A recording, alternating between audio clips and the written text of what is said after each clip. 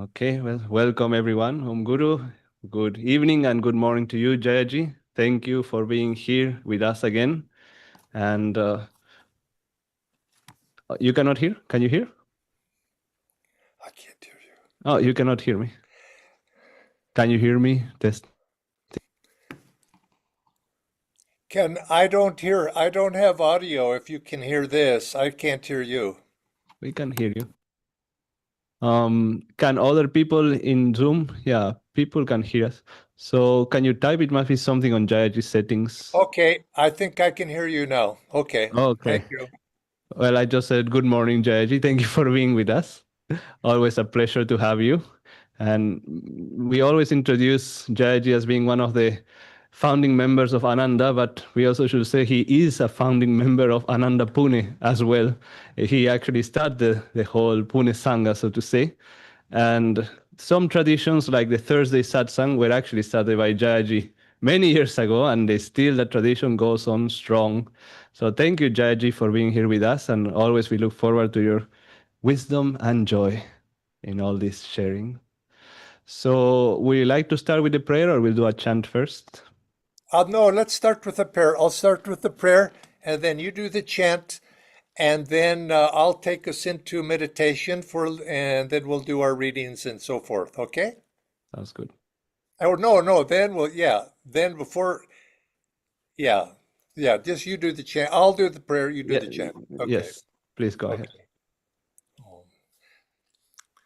Welcome everybody to Sunday evening satsang, and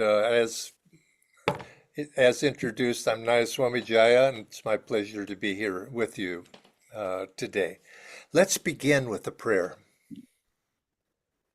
Heavenly Father, Divine Mother, friend, beloved God, great masters of self-realization, Jesus Christ, Babaji Krishna, Lahiri Mahashai, Swami Sri Yukteswar, beloved Guru Dev Paramahansa Yogananda, saints of all religion, we humbly bow to you all. Beloved Lord, we are thy children, children of thy light. Reveal thyself within us. May we see thy living presence, thy living light. May we feel thee in our hearts, thy loving presence. And may we always be guided, feel thy guidance, be aware of thy guidance. You are our mother, you are our father. We are thy children, receive us. Om Shanti, Shanti, Shanti, Om Guru. Now, Bharat, yes, let's have a chant.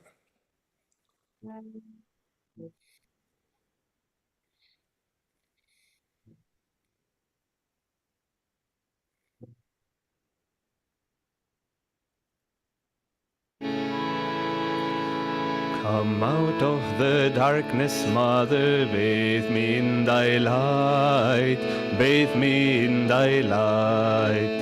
Come out of the darkness, Mother, bathe me in thy light, bathe me in thy light. Come out of the darkness, Mother, bathe me in thy light. Come out of the darkness, Mother, bathe me in thy light, bathe me in thy light. Come out of the darkness, Mother, bathe me in thy light, bathe me in thy light. Come out of the darkness, Mother, bathe me in thy light, bathe me in thy light. Come out of the darkness, Mother, bathe me in thy light. Come out of the darkness, Mother, bathe me in thy light, bathe me in thy light. Come out of the darkness, Mother, bathe me in thy light, bathe me in thy light. Come out of the darkness, Mother, bathe me in thy light, bathe me in thy light. Come out of the darkness, Mother, bathe me in thy light. Come out of the darkness, Mother, bathe me in thy light, bathe me in thy light. Come out of the darkness, Mother, bathe me in thy light, bathe me in thy light. Come out of the darkness, Mother, bathe me in thy light, bathe me in thy light. Come out of the darkness, Mother, bathe me in thy light. Come out of the darkness, Mother, bathe me in thy light, bathe me in thy light. Come out of the darkness, Mother, bathe me in thy light, bathe me in thy light. Come out of the darkness, Mother, bathe me in thy light, bathe me in thy light. Come out of the darkness, Mother, bathe me in thy light. Come out of the darkness, Mother, bathe me in thy light, bathe me in thy light. Come out of the darkness, Mother, bathe me in thy light. Come out of the darkness, Mother, bathe me in thy light, bathe me in thy light. Come out of the darkness, Mother, bathe me in thy light, bathe me in thy light. Come out of the darkness, Mother, bathe me in thy light, bathe me in thy light. Come out of the darkness, Mother, bathe me in thy light. Come out of the darkness, Mother, bathe me in thy light, bathe me in thy light. Come out of the darkness, Mother, bathe me in thy light, bathe me in thy light. Come out of the darkness, Mother, bathe me in thy light, bathe me in thy light. Come out of the darkness, Mother, bathe me in thy light.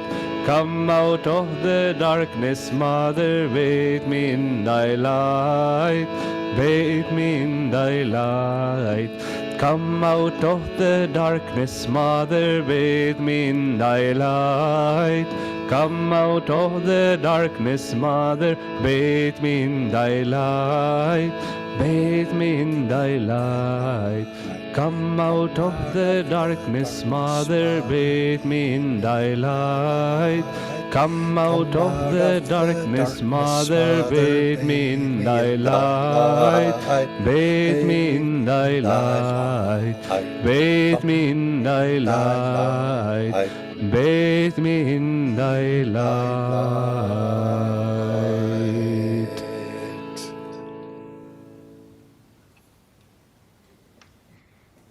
Thank you, Bharat. Let us now meditate. Let us sit upright. Focus our gaze upward toward the point between the eyebrows. Let's inhale. Take a deep breath.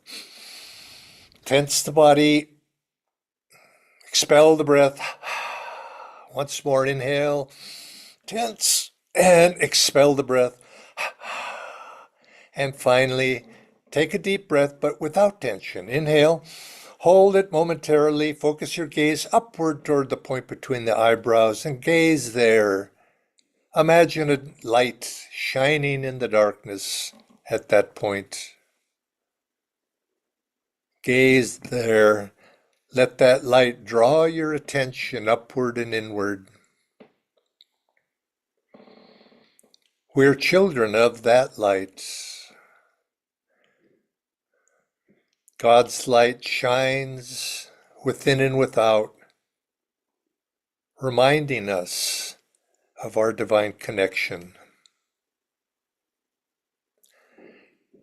As we meditate, let us release all tension up into that light. Let us direct our devotion up into that light.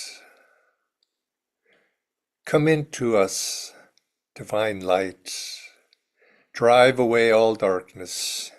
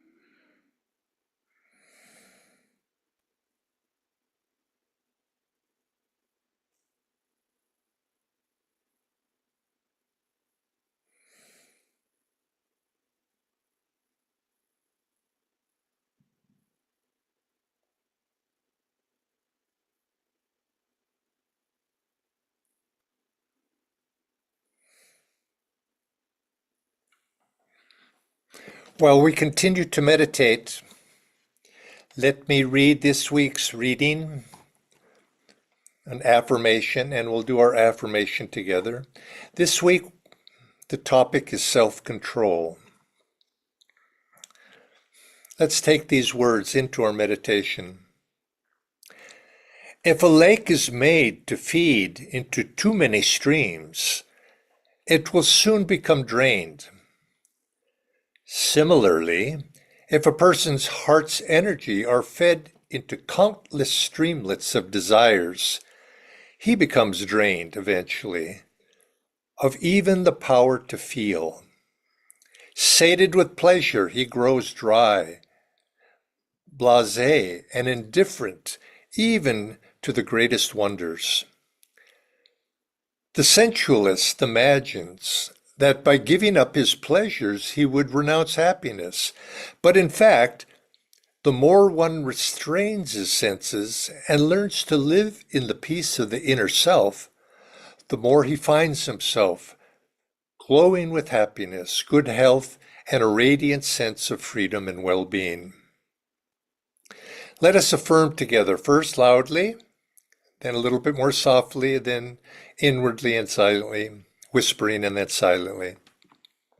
Repeat after me. I am strong in myself. I am complete in myself.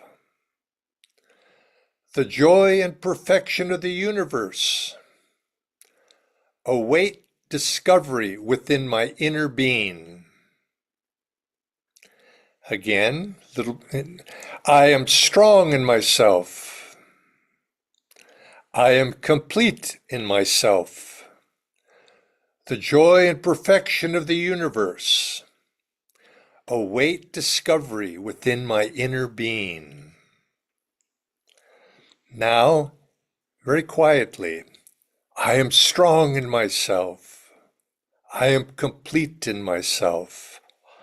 The joy and perfection of the universe await discovery within my inner being. And now whispering, I am strong in myself. I am complete in myself. The joy and perfection of the universe await discovery within my being. And now let's take this affirmation, focusing your attention at the point between the eyebrows, looking up into the spiritual eye, the third eye. I am strong in myself.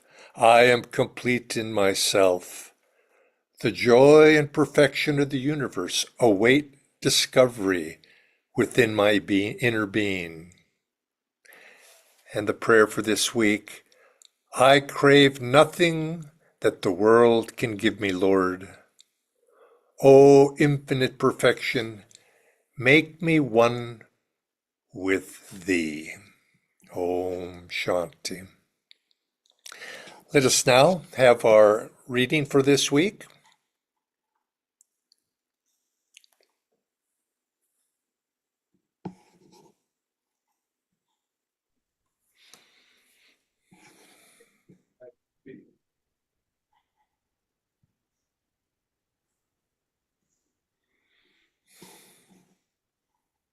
Good evening, everyone, and good morning, Jayaji.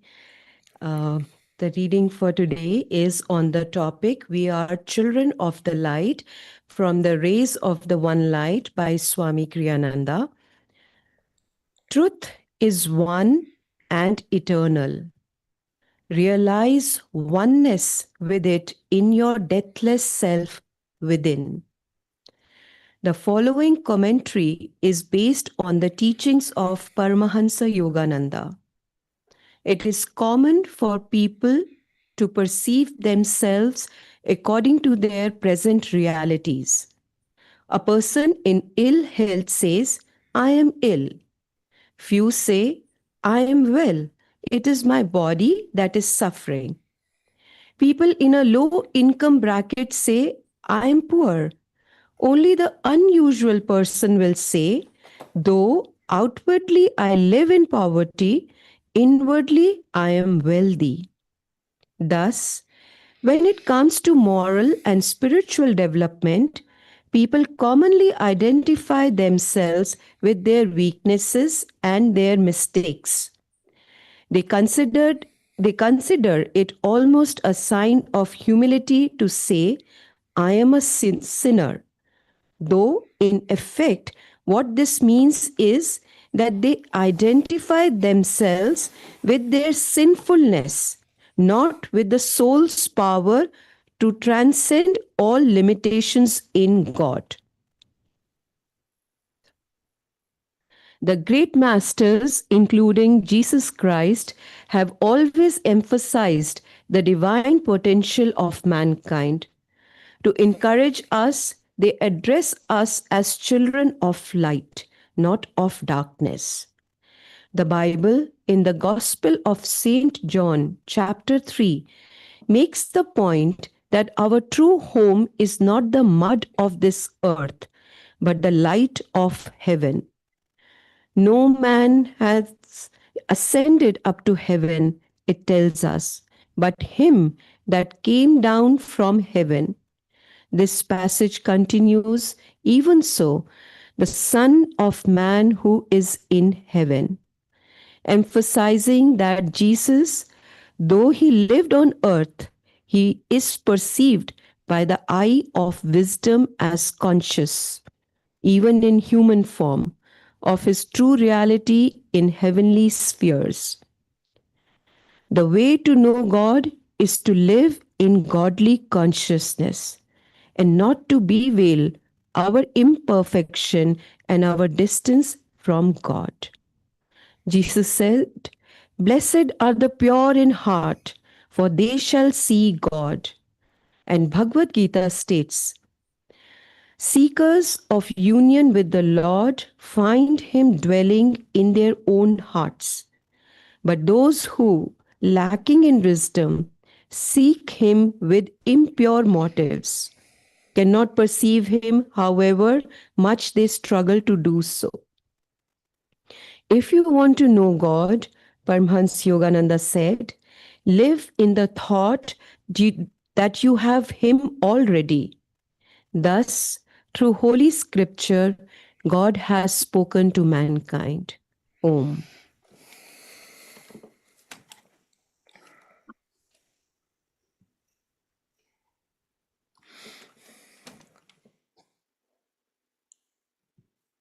Thank you very much. And welcome everybody once again to the Sunday Satsang this evening. And as previously said, my name is Nayaswami Jaya. And I would like to share with you today, I'm a little bit different, something different. Actually, I'm broadcasting this from my office here at Ananda Village, and normally, so which means that I can't do the arti, play the arti. I don't have my harmonium. My guest room, where I have my altar at home, is occupied. I have a guest right now. My daughter is visiting me, and our recording studio here at the Sangha office is being renovated, and so here we are today. And so I hope one of you, and as I mentioned, will do the arti for me this after the conclusion. What I want to do today is I want to ask a question, and it's something that has come as an observation that I've had over the many years on the spiritual path. And I've often thought in my mind this question and speculated about it. And I want to share not only the observation, but my speculation of what the answer might be, or perhaps a clue as to what the answer could be, and we could follow that a little bit. And what I'm also doing is I'm asking you to think about it also, and to go within, and maybe you have an answer as well. And we could then, in sharing what I think might be one of the answer, it leads us to certain understanding what I think Master's mission is all about and what he is doing, and the specialness, you might say, of a great soul such as Master, why he has come, and perhaps why, as an avatar, why he is incarnated. And It begins with my observation that if you look at the great texts, spiritual literature, there are references in uh, ancient texts, and you see our topic is children of the light. There are references in most ancient texts, sacred texts, the tradition of the spiritual mystical eye was what we call it. And we know this is something very common. As I was meditating today, leading that meditation, I asked us to look up into the spiritual eye, look into the light there, and there are references throughout spiritual literature, this third eye, the mystical eye, that point between the eyebrows, but nowhere, to my understanding. Now, if you can answer this and provide me with some data or something you have found, please do so. I'd like to know that. But nowhere in this is this inner experience of the third eye described or explained in such detail as it has been by our Guru, Paramahansa Yogananda, how he describes this ring of golden light surrounding a blue field within it, and in the center of that field, a five-pointed star. Now we've made reference, and the Bible makes reference of the Star of the East, and there's these vague references like that, but nowhere has it been explained so explicitly as this golden ring, blue field, and a star in the middle. And of course, Yogananda goes on to explain it even further as to what those colors actually represent, what those rings actually represent, representing the inner world of the Shushumna, through which the soul must pass in the process of enlightenment as we go into deep meditation. I think many of you or most of you know these teachings. Now, this is a very significant statement, and it has been stated many times by Master, and certainly Swami Kriyananda would state that this vision of the third eye, this passing of the third through the consciousness through the Shushumna through this third eye, which is referenced in the ancient scriptures of the East, in Indian tradition, of course, but it's not the colors and what that third eye looks like and the detail to which Master gave it. I have not found any reference that I know of other saints and mystics describing this experience. It's somewhat unique to Master. Now, I don't know if any of you have noticed that and thought about that. And it raises certain questions. Or you could say, as far as I know, there's no corroboration of what Master said. Now, that's interesting, because if this is a universal experience, and we know that through time there's been saints and sages and people that have been very advanced. We know this from historical record, and the masters have always said, why? Why has this not been described? And I think one answer might be, well, if Master's the only one that has said this, was he wrong? Is this not so? He was making this up? Well, of course, I'm not going to say that. I mean, the Master said that, and he doesn't need to, there's, I don't think, no corroboration or statement that, no, he was wrong is the proper one. He was making a statement actually for eternity, for generations to come, that people, and he would say, you yourself can experience this. And actually, I was blessed with an experience many years ago, 1986, at a Christmas meditation. Swami Kriyananda was leading it, and it was in the temple at Ananda Village. And he went into a deep state at that meditation, and he wanted to share some inspiration that came to him at that time for all of us. Perhaps we too would be inspired. And he felt as if Divine Mother was speaking to him, and that Divine Mother wanted to share that inspiration. And so he did, and it was inspiring. And as I meditated, I had this experience of seeing the spiritual eye, just as Master described it. That ring of gold, field of blue, white star in the center. And it was vivid.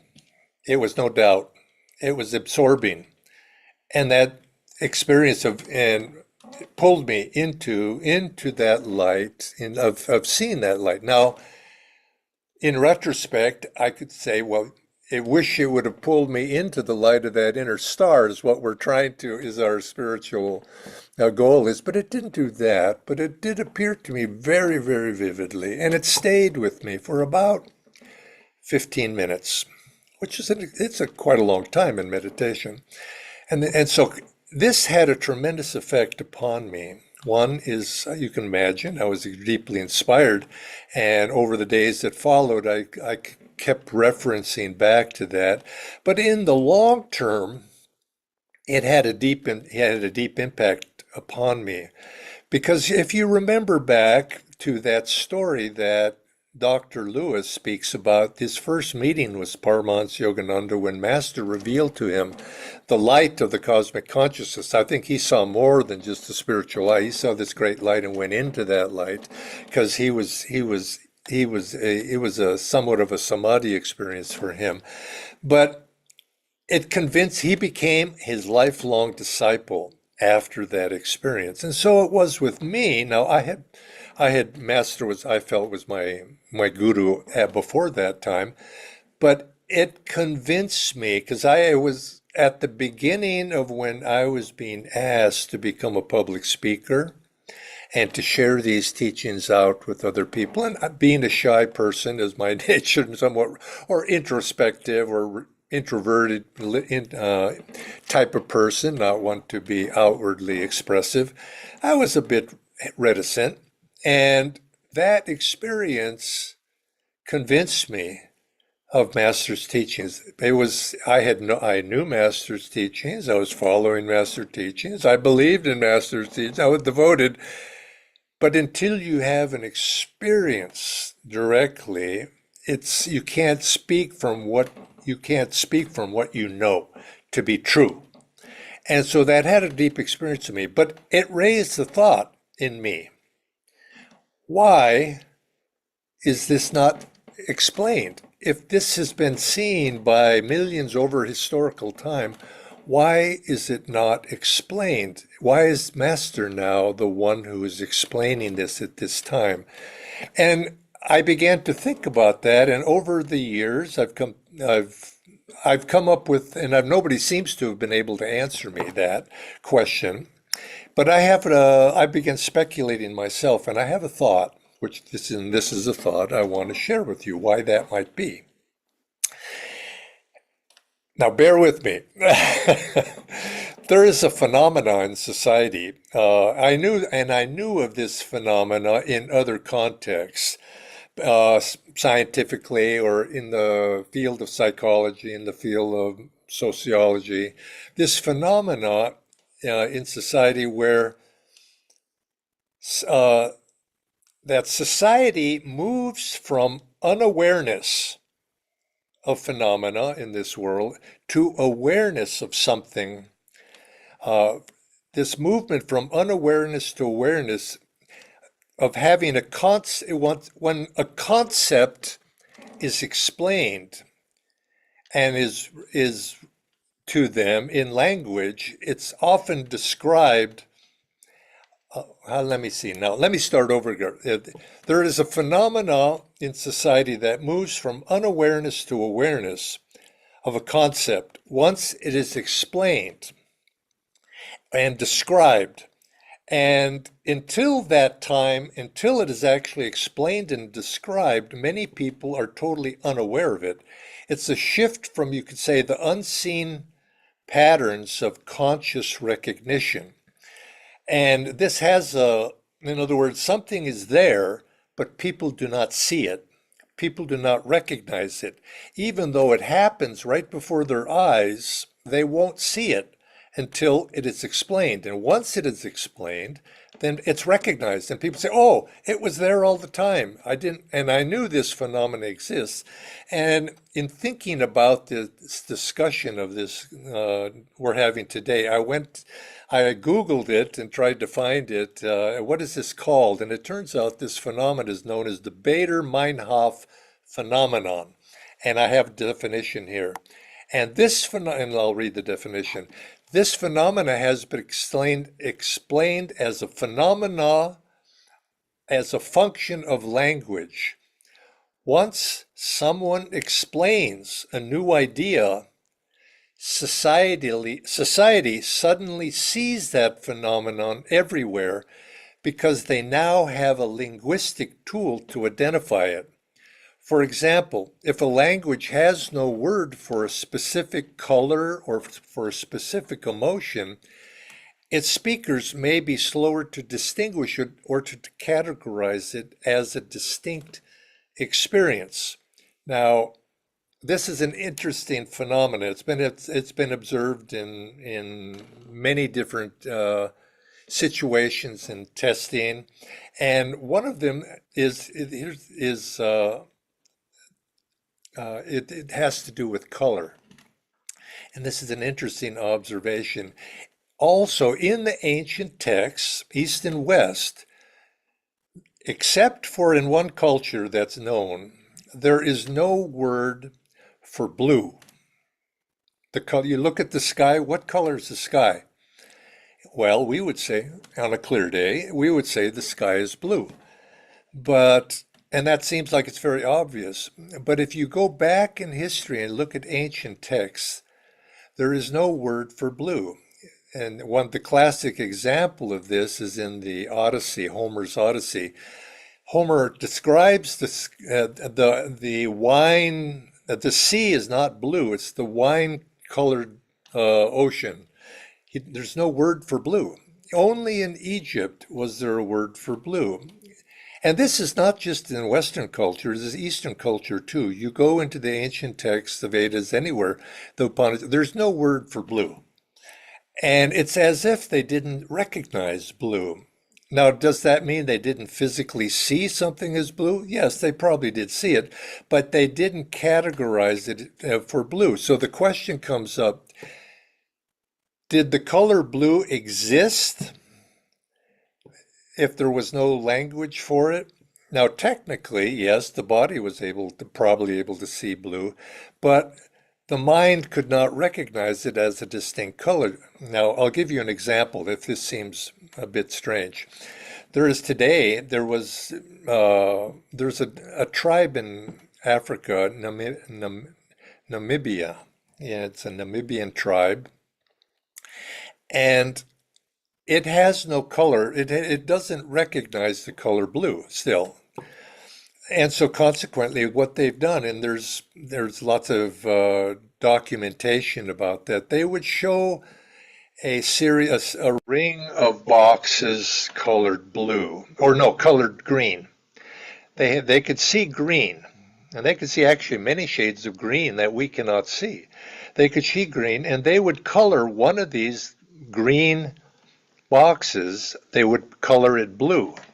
And they would ask the tribesmen, which one of the boxes is blue? Which one of the boxes is different than the other ones? And they couldn't see it. They just could not see it. It was obvious. You look at it, you see it, well, it's that one right there. They could not. All of the boxes to them look green. Now that's kind of interesting. Why? Well, now if you put all of them green, and from the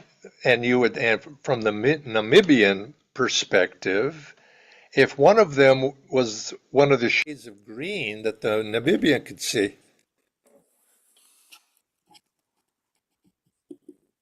that was Gemini AI that just jumped into my audio here, but if the Namibians could see one of the boxes as a different color of green, whereas I couldn't see it. It was perfectly looked like all the other ones. But this is an interesting phenomena that has happened. And so it raises the question, think of our ancestors. Could they see the world in the same way that we see it? Or were they seeing the world in a limited way? Now, physiology, or or physically, they probably did have that capability. But if there was no concept of it, language had not explained that color, perhaps they didn't see that color. They couldn't see the color. Now, I find that very fascinating. And of course, you could see that there's where I'm going with this scientific observation. Now, think about this. What are we not seeing right now? That perhaps is right there, but we have no concept for it. We have no language for it. We have, as a society, we don't have any explanation for it. And until somebody comes and explains it, and there's some experience of it, then we begin to see it. And it's often this effect is that when something is explained linguistically and somebody observes something, then all of a sudden other people begin to see it too. Oh, I've seen that. That's what that is. And in the recognition of it and in the identification of it, then people begin to quote unquote see it. And the question comes up, it's not that these things don't exist, but we don't see them or recognize them. But once somebody explains them, you more easily begin to notice them. And this is a phenomenon in society that's been recognized in many different things. And as a society, what we're finding ourselves in right now is, my thinking is, as our society progresses into a higher age, our awareness as a species, we're moving from Kali Yuga into Dwapara Yuga, our awareness as a species begins to increase as a species, societally, our ability to actually perceive something. Now, that may be a very far-fetched explanation, but maybe you could also say that maybe these things exist in the superconscious realm as potentials until somebody with intuitive insight accesses them and describes them. Now think of Einstein, his theory of relativity. Relativity always existed. It was a way of looking, it was Einstein's ability to intuitively look at the world in a new way and be able to bring that intuitive vision of how we could also look at this physical world in a new way, that people began to accept it. So people just would not, took quite a while for even great scientists to be able to accept what Einstein was saying, but then once they perceived it from his perspective, then, oh, of course, that makes a lot of sense. Now, it took Einstein many years. I think the standard explanation is that it took him 8 years, at least that long, maybe a little longer, to mathematically describe what his intuition was able to directly perceive. And he had the help of other mathematicians to be able to explain it mathematically. But this is also one of the functions, I think, of art. Artists often speak in terms of their creations being given to them. In other words, an artist or a musician perhaps perceives something, and then he receives it and is able to translate it into his music. And he would often, great artists often say, oh, I didn't create it, it was just given to me. Might not this be something very similar as what's happening here? And there are geniuses that are able to do that. The great artists are geniuses in their realm, but there are also geniuses of the spiritual realm. And this is what the masters are, the great ones, the avatars. They come to introduce into the world new realities, new concepts. They don't create them. They were there all the time. These perceptions were there and accessible to all already. But they come to bring those down from the superconsciousness and to help make those perceptions available to everybody in this age, or as Jesus Christ would say, to those who have ears, let them hear. But only those with the inner ears, or those who are with a willing spirit, were truly able to grasp that spiritual message which he was bringing. And so these hidden realities are always there, but the consciousness of society is not always ready to be able to perceive them. And Master, of course, Master came, as Swami Kriyananda would say, he came as an avatar of this age. And we, of course, he's given us perhaps the grace to be able to perceive these things through our practice of his techniques. And with his blessings, God's grace, we're given sometimes these opportunities, as I mentioned at the beginning. These opportunities comes to us to bring forth and testify to the truths that the great avatars brought. And this is what Christ asked of his disciples. This is what all of the great masters, East and West, their disciples then testify, given the ability to perceive the truths that the Master brings and to testify them to them. And as we testify to the truths of the Masters, they become accessible, more accessible, you might say, to society at large. And people say, oh, yes, I saw that, yes. And then we have language for it. It's a reality. And you could say, did those who have gone before us see the spiritual eye as Master perceived it and said, the great saints that have, lived throughout the ages? Yes, they did. But no, in the sense that they didn't have the language, perhaps. Now, you have to say there's probably to deep disciples and amongst themselves they did, but society at large didn't recognize it. But did they see it? Yes and no. So we have entered, all of us, we've entered a new age. Gradually, those souls that are being born now, what seems to be in previous ages very rare and uncommon, as language perceives these things and language is shared, the great masters come, like Masters' teachings begin to be disseminated and be accepted. Oh yes, of course, there's these inner realities. There's these currents that are moving in the spine. There's these lights of the chakras. As these become inner realities that are common and accepted, we actually begin to see it.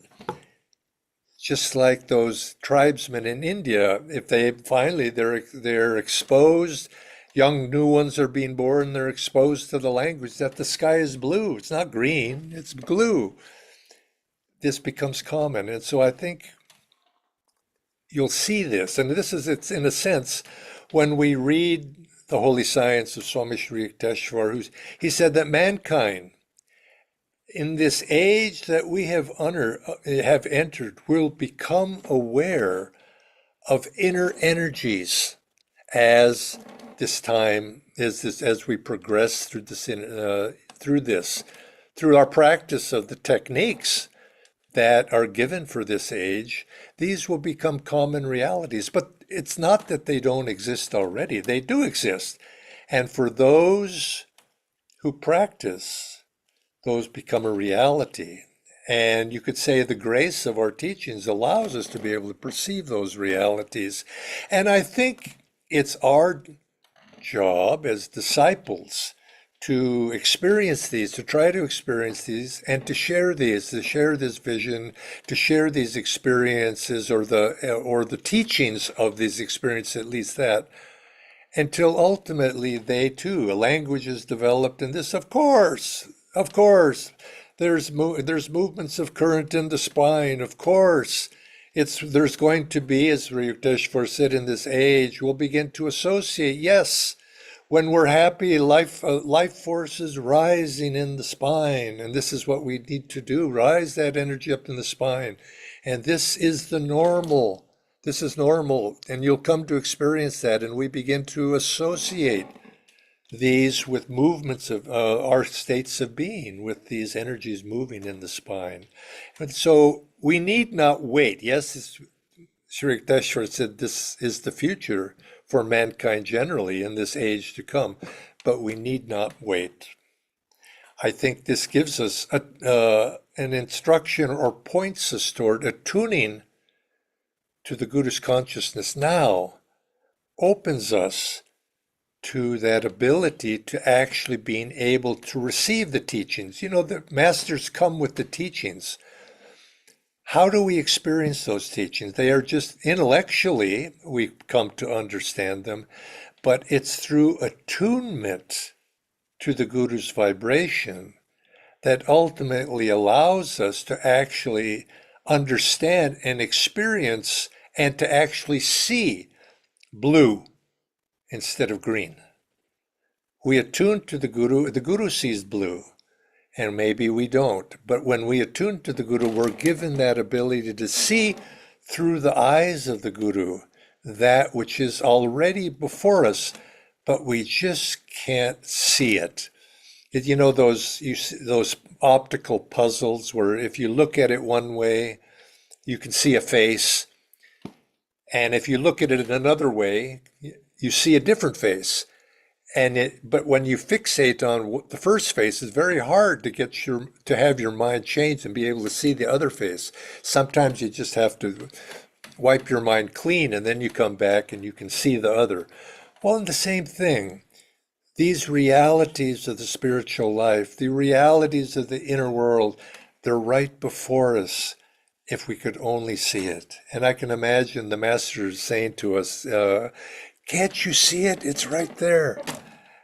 And our ability to see that is, you could say, wash ourselves clean and to attune ourselves to the masters to be able to see that which is right there before us already. And so this is what you could say our journey as disciples is, to wash yourselves in the clean stream of inner consciousness, in our meditation, in our practice of Kriya, and then the newer inner world that's right there already before us begins to reveal itself to us. Now, as I say, when I began, I'm speculating. Don't take this. This is not necessarily, I haven't seen the masters say this in his writings. I'm just speculating. But I think about it. And I do know that if we do attune ourselves, we are able to see clear, you might say, through the master's eyes, we begin to see our life. And we see that, yes, it's always been there. Happiness is there. Light is there. These things are there. But until we actually experience them, we don't seem to realize that. And so this is, you could say, the blessing of the masters gives us the eyes to see and the ears to hear.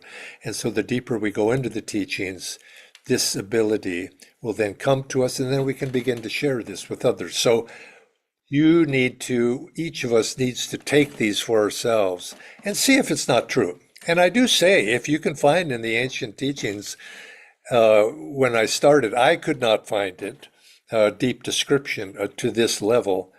Perhaps you know differently. And if you do, please do write to me and tell me the source of your material, because I'd like to know. Joy to you. Now let's have our arati, and we'll have a final blessing and final prayer.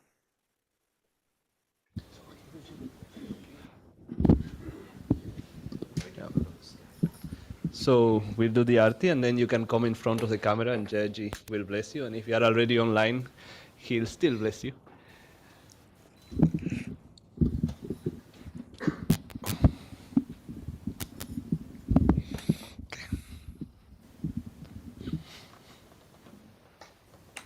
You'll switch the camera to Aditya.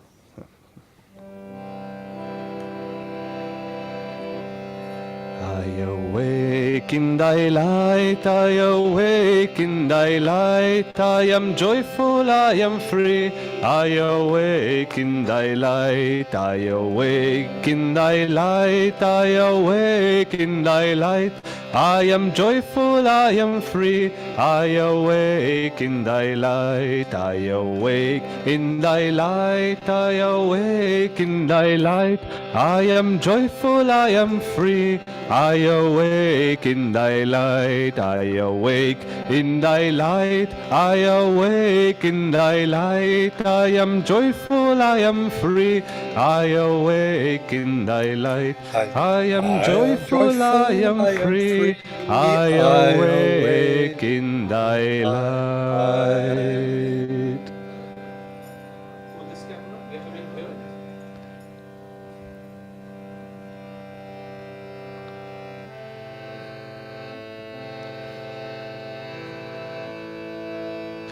Shri Yogananda, guide to inner freedom, steal into my heart of hearts, vanish my delusions. Shri Yogananda, guide to inner freedom, steal into my heart of hearts, vanish my delusions. Shri Yogananda, guide to inner freedom, steal into my heart of hearts, vanish my delusions. Shri Yogananda, guide to inner freedom, steal into my heart of hearts, vanish my delusions. Shri Yogananda, guide to inner freedom, steal into my heart of hearts, vanish my delusions. Shri Yogananda, guide to inner freedom, steal into my heart of hearts, vanish my delusions. Shri Yogananda, guide to inner freedom, steal into my heart of hearts, vanish my delusions. Shri Yogananda, guide to inner freedom, steal into my heart of hearts, vanish my delusions. Shri Yogananda, guide to my heart of hearts, vanish my delusions. Shri Yogananda, guide to inner freedom, steal into my heart of hearts, vanish my delusions. Shri Yogananda, guide to inner freedom, steal into my heart of hearts, vanish my delusions. Shri Yogananda, guide to inner freedom, steal into my heart of hearts, vanish my delusions. Shri Yogananda, guide to inner freedom, steal into my heart of hearts, vanish my delusions. Shri Yogananda, guide to inner freedom, steal into my heart of hearts, vanish my delusions.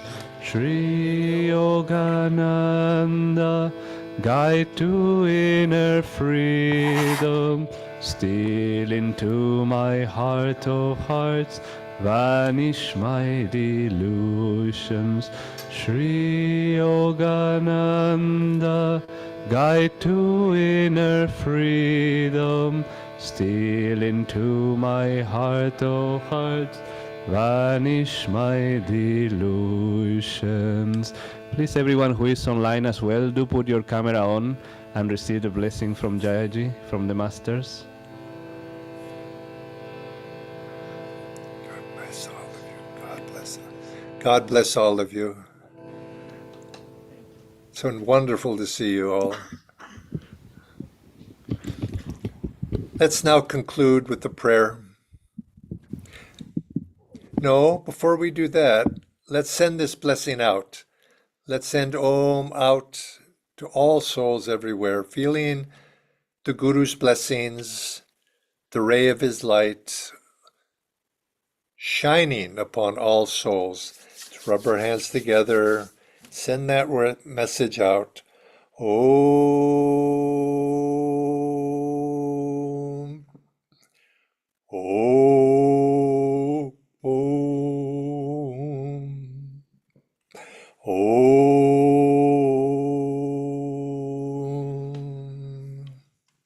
Let's pray together. Heavenly Father, Divine Mother, friend, beloved God, great masters of self-realization, Jesus Christ, Babaji Krishna, Lahiri Mahashai, Swami Sri Yukteswar, great master Paramhansa Yogananda, saints of our religion, we humbly bow to you all. May our hearts be open to receive thy message of self-realization, to receive thy message of freedom, of joy, of love, of a life lived in thy presence. May we ever be in tune with thee, and may we be open to receive thy blessings, thy inspiration. Come to us, Master. We are thy children. Om Shanti, Shanti, Shanti. Om Guru. Joy to all of you.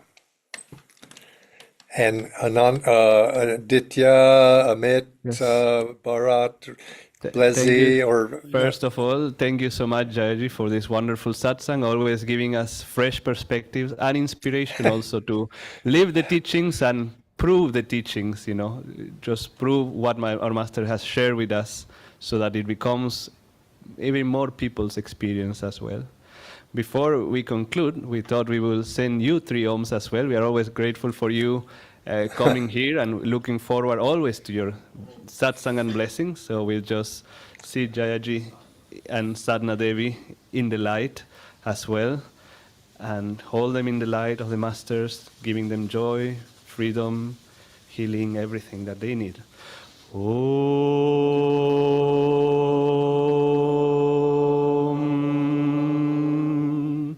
Om.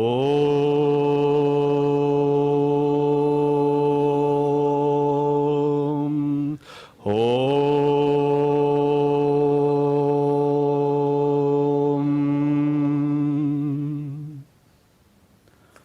Om Shanti. Thank you all. And seriously, some of you are well read in the scriptures, in the traditions, in the literature, more well read than I. And if you do have what I've challenged you with, if you do have information like that, do send it to me, because you can see I have an interest in these things, and then I can better share it with you if you have something to share like that.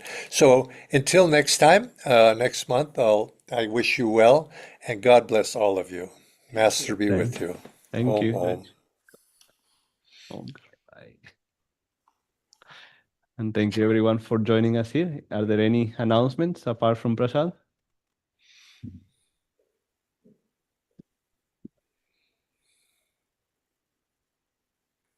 There is only one announcement. Next Saturday, there is a special class here. Sunday, sorry. There is a special class here by Nayaswami Aditya Ji on karma and reincarnation from 3:30 p.m. to 5 p.m. We have already shared the registration details. So if you haven't received, just reply in the group. We'll share. You can put it on your WhatsApp status if any of your friends would like to attend and know. It is going to be a lot of knowledge and sharing from the experiences and stories that Nayaswami Aditya has. So please do join in. Thank you. And now we will have Prashad.